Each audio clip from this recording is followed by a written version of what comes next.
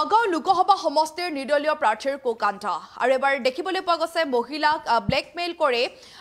Blackmail কৰি অপকৰ্মত লিপ্ত কৰোৱাৰ গুৰুতৰ অভিযোগ উত্থাপন হৈছে। সবিস্তাৰে খবৰ এই মুহূৰ্তত আপোনালোকৰ মাজলৈকে লৈ আহিছো আৰু ইতিমধ্যে আমি জনাইছো যে নগাঁও লোকসভা সমষ্টিৰ নিৰ্দলীয় প্ৰাৰ্থীৰ কোকাণ্ঠ আৰু এবাৰ দেখিবলৈ পোৱা গৈছে মহিলাক ব্লেকমেইল কৰি অপকৰ্মত লিপ্ত কৰোৱাৰ গুৰুতৰ অভিযোগ উত্থাপন হৈছে আৰু এগৰাকী মহিলাৰ আপত্তিজনক ভিডিঅ'ক লৈ প্ৰতিক্ৰিয়া প্ৰকাশ কৰিছে বিজেপি সমৰ্পিত সংগঠনৰ ভাৰতীয় পাছমাণ্ডাৰ মঞ্চৰ ৰাজ্যিক সভাপতি কমৰুজ্জামান চৰকাৰে আৰু নগাঁও লোকসভা সমষ্টিৰ নিৰ্দলীয় প্ৰাৰ্থী আৰু আবু শামাৰ বিৰুদ্ধে এই গুৰুতৰ অভিযোগ উত্থাপন কৰিছে কমৰুজ্জামান চৰকাৰে আৰু পূৰ্বতেও আবু শামাই কেইবাগৰাকী মহিলাক প্ৰথমে প্ৰলোভন দি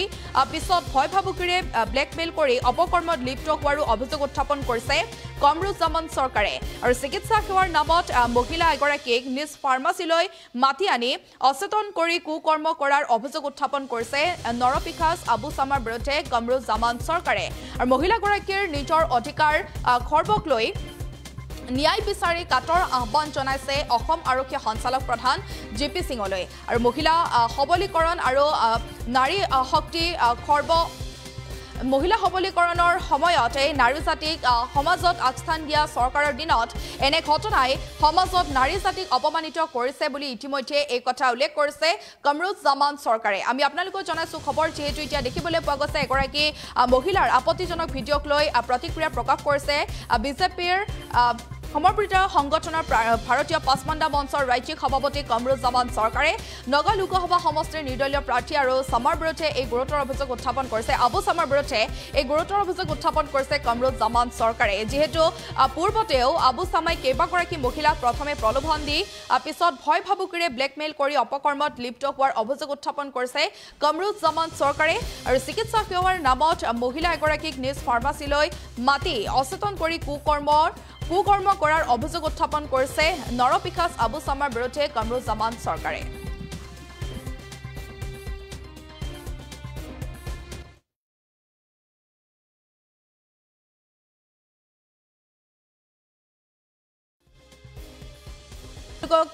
জনাইছো যে যেহেতু আবু শামাই কেইবাগৰাকী মহিলাক প্ৰথমতে প্ৰলোভন দি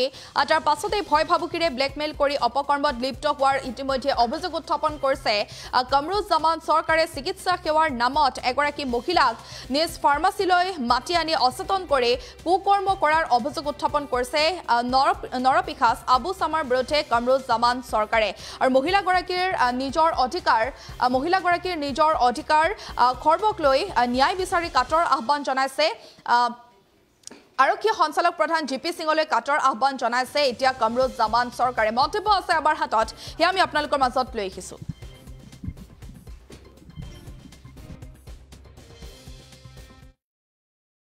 স্যার প্রথম কথা হল মই ভারতীয় পাছমাণ্ডা মঞ্চ বিজেপি সমর্পিত সংগঠন তার রাজ্যিক সভাপতি হও মই এটা কথাই কব বিচাৰিছো যে যোৱাকালি ফেসবুক আৰু হোৱাটছআপ যোগে এখন ভিডিঅ' অশ্লীল ভিডিঅ' ভাইৰেল হোৱাৰ কথা মই গম পাই পেলাই মই এখন ভিডিঅ'ৰ জৰিয়তে মই কব বিচাৰিছো যে এইখন ভিডিঅ'ই সমগ্ৰ মহিলা জাতিটোক অপমানিত কৰিছে লজ্জানত কৰিছে কাৰণ এনেকুৱা ধৰণৰ ভিডিঅ'ই গোটেই সমগ্ৰ জুৰিয়াৰ পৰিৱেশটো বিনষ্ট কৰা পৰিলক্ষিত হৈছে। মই সেইভাবে এনেকুৱা ভিডিঅ' কৰা ব্যক্তি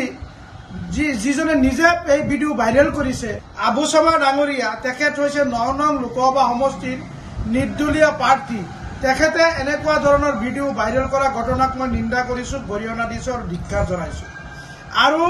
এনেকুৱা ঘটনাই তেখেতে পূৰ্বতেও কৰিছিলে যোৱা বিধানসভা নিৰ্বাচনৰ সময়তো তেখেতে এজনী মহিলাৰ এনেকুৱা সন্মানৰ ওপৰত আঘাত হানিছিলে ঠিক এইবাৰ লোকসভা নিৰ্বাচনৰ পিছতেই তেখেত পুনৰবাৰ এনেকুৱা ধৰণৰ ঘটনা সংঘটিত কৰিব সক্ষম হৈছে। মই অসম আৰক্ষী সঞ্চালক প্ৰধান ডাঙৰীয়া জিপি সিং ডাঙৰীয়াক মই আহ্বান জনাইছো আপুনি অসম আৰক্ষীৰ জৰিয়তে এনেকুৱা অপৰাধীক কৰায়ত্ব কৰি দৃষ্টান্তমূলক শাস্তিৰ ব্যৱস্থা গ্ৰহণ কৰক কাৰণ আবু শামা ডাঙৰীয়া হৈছে এখন লম্পট এখন অভদ্ৰ আৰু এখন দুষ্ট চক্ৰ বুলি ক'লেও ভুল নহ'ব। এই আবু শামা ডাঙৰীয়াই তেখেতৰ নিজৰ এখন ব্যক্তিগত ফাৰ্মাচী আছে বুলি মই গম পাওঁ আৰু সেই ফাৰ্মাচীত মহিলাজনী চিকিৎসা সেৱাৰ কাৰণে ফাৰ্মাচীলৈ আহিছিলে আৰু সেই কথা মোক তেখেতৰ মহিলাজনীৰ গিৰিয়েকে মোক অৱগত কৰিছিলে আৰু মহিলাজনী যেতিয়া ফাৰ্মাচীত চিকিৎসা সেৱা গ্ৰহণ কৰিবৰ কাৰণে আহিছিলে আহাৰ পিছত মহিলাজনী প্ৰায় অচেতন অৱস্থাত মহিলাজনীক তেনেকুৱা ইনজেকশ্যন লগাই ইনজেকশ্যন মাৰি প্ৰায় অচেতন কৰি